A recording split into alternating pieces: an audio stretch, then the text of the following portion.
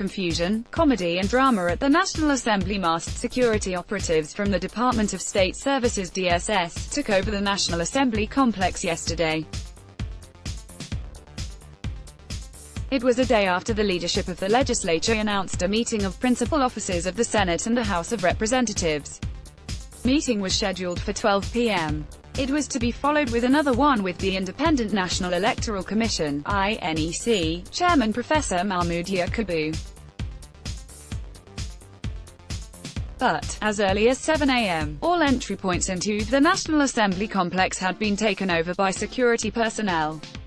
For over an hour, they prevented people, among them lawmakers, management and staff of the National Assembly and journalists covering the Assembly, from accessing their offices. Not even visitors were spared.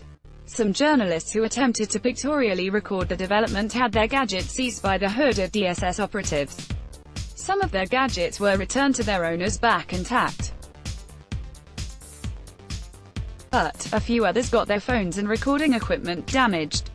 There were several alternations and standoffs with the security operatives as some of the lawmakers attempted to force their way into their offices. After about 1 hour, security was a bit relaxed and the people were allowed in after due scrutiny.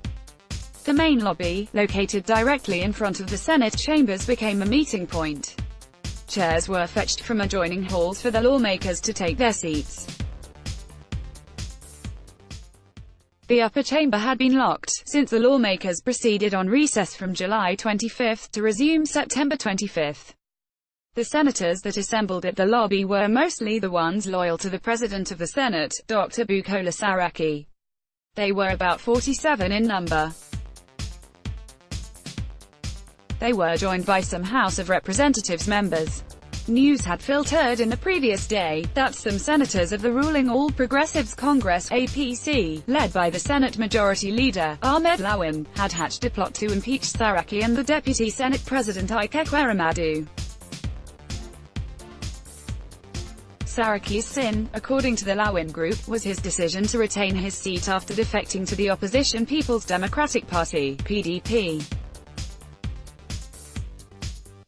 As the pro-Saraki senators gathered at the lobby of the National Assembly, the Lawan camp was said to be meeting at a secret location, somewhere at the Asokoro district in the capital city.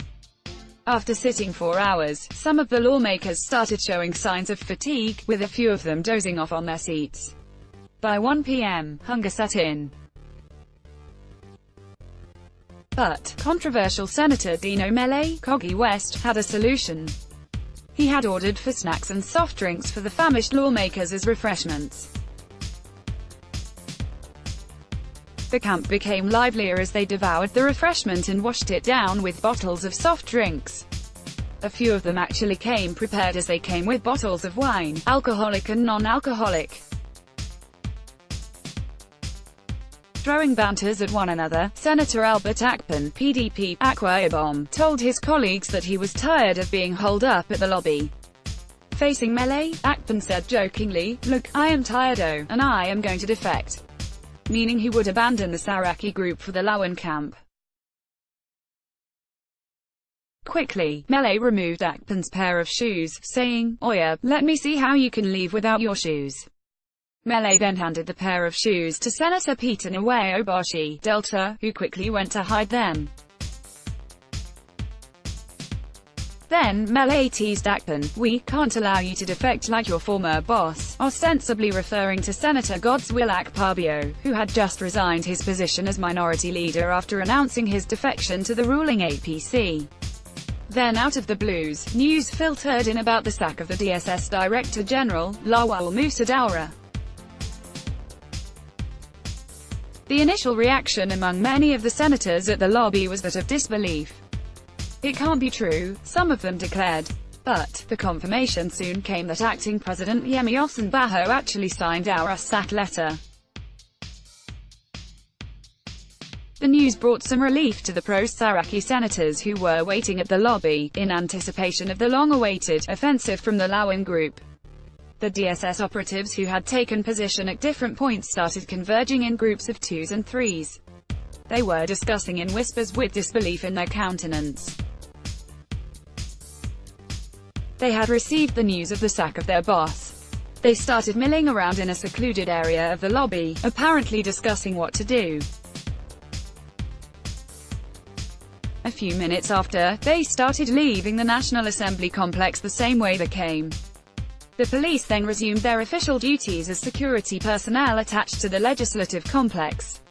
Instantly, the mood at the lobby swung from melancholy to a joyous one. By 2:47 p.m., Saraki walked into a tumultuous reception. Looking triumphant and resplendent in his grey flowing gown, he was welcomed with a loud ovation and chants of "Aloy, Aloy" by the entire assemblage of lawmakers and workers. After acknowledging cheers for about 15 minutes, he left the lobby and made his way out of the complex. At this point, it was obvious that the siege was over. The lawmakers started dispersing one after the other, and the day's job was done. Confusion in the National Assembly. There was more confusion in the National Assembly yesterday. Some lawmakers, who had adjourned on July 25 till September 25, showed up at the sprawling complex on a day when only principal officers were invited to a crucial meeting. Drama started at about 6:30 a.m. when armed and masked personnel of the Department of State Services (DSS) operatives barricaded the National Assembly's second gate. The operatives initially denied senators and House of Representatives members access into their offices within the National Assembly complex. The lawmakers were only allowed in when a House member, Obama Goodhead Rivers, challenged the operative and dared them to shoot her. Like the Rivers lawmaker, all early comers into the National Assembly were prevented from entering the complex. The arrival of the People's Democratic Party (PDP) senators compounded the tense situation. The PDP senators appeared to have prepared to do battle with whoever stood in their way. Two of the early arrivals, Senators Rafiu Ibrahim, Kwara South, and Dino Mele, Kogi West, were prominent loyalists of Dr. Bukola Saraki, who has been under to relinquish the Senate president's position, following his defection to the opposition People's Democratic Party (PDP).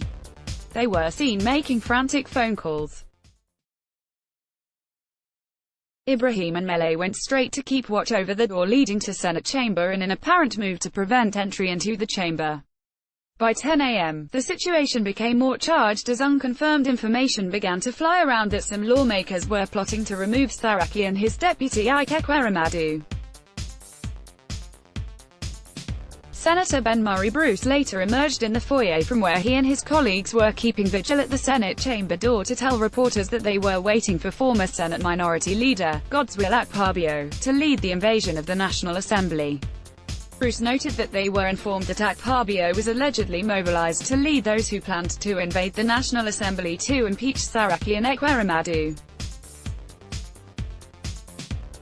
"We are waiting for Akpabio.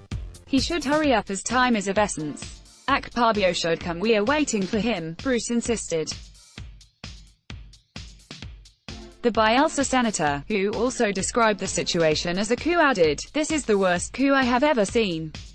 President Buhari should fire all the people involved in this coup. The sacked DSSDG was just made a scapegoat. He was sacrificed for the interest of others." By 12:35 p.m., Deputy Speaker Yusuf Lassen had a brief chat with the security operatives and he was allowed to drive into the assembly complex. He was the first to be allowed to drive into the complex. Other lawmakers were asked to leave their vehicles outside the complex gate. Lassen spent about 10 minutes inside the complex and came out to address reporters. He said that the meeting of the leadership of the National Assembly could not hold due to the siege on the complex by men of the DSS and the Nigeria Police Force. The Deputy Speaker, however, denied knowledge of any plot to impeach the Senate President and his deputy. He explained that the leadership meeting was called off as he made his way through the gate. Lassen further said that it will be impossible to impeach Saraki without following the due process. He also saw no wrong in the convergence of his colleagues on the lobby of the White House that housed the two chambers of the National Assembly, saying it was their own way of defending the nation's democracy. Lassen said, "The meeting has been called off now. Until I got here this afternoon, I didn't know there are other issues. I have come here specifically for the meeting of the leadership of the National Assembly. I got the message through text message that the meeting scheduled for 12 p.m. has been called off. For our colleagues that are keeping vigil in the lobby of the chambers, I won't say more than that is the only way they feel they can defend our democracy. There is nothing negative about it because there can never be a National Assembly if there are no legislators.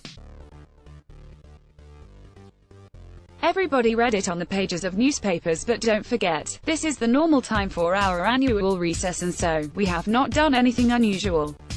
I don't know the agenda for this afternoon's meeting, but with the situation on ground now, you all know that a meeting can never be peacefully held." When asked if APC senators are plotting to impeach the Senate president, he denied any knowledge of such plot, saying, "I'm not aware of any plot. I am an APC member and I'm not aware of any plot to impeach the Senate president." However, don't forget that it is difficult to impeach an officer of the National Assembly because no matter the method you are going to use, you need 2/3 of the members and not 2/3 of sitting members but 2/3 of the totality of the numbers of the legislators before you can impeach. On his own, Mele said that what happened at the Assembly complex yesterday was a civilian coup and vowed the PDP senators were determined to continue to stand up for democracy. The Kogi West senator claimed that those behind the impeachment plot planned to import a mace from Nasarawa State House of Assembly. There was a report that the senators opposed to the National Assembly leadership were articulating their position at a popular hotel within Abuja. Banks and other businesses in the complex were closed till evening. Vehicles of lawmakers clogged at the entrance of the complex and hundreds of staff and visitors milled around the various gates, barricaded DSS vehicles. There were very few police personnel. The clerk to the National Assembly, CNA, Mohammed Sani Omalori, was also denied entry into the complex. He was denied access by security operatives. However, having found that the operatives might be under strict instructions from above, Omalori, who contacted someone on the phone, he was told that he could go in. "How can I go in when my staff are not allowed?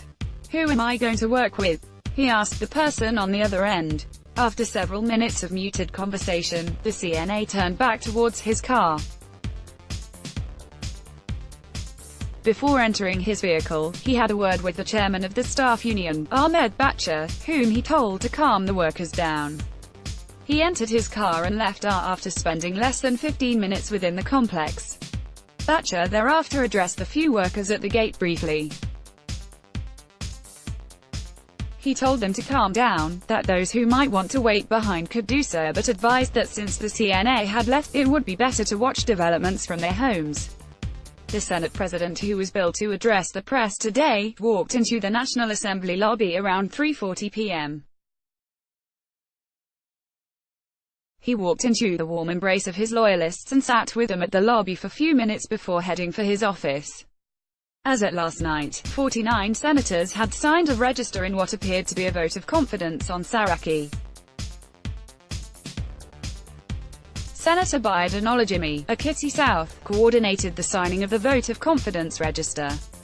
She was assisted by Ibrahim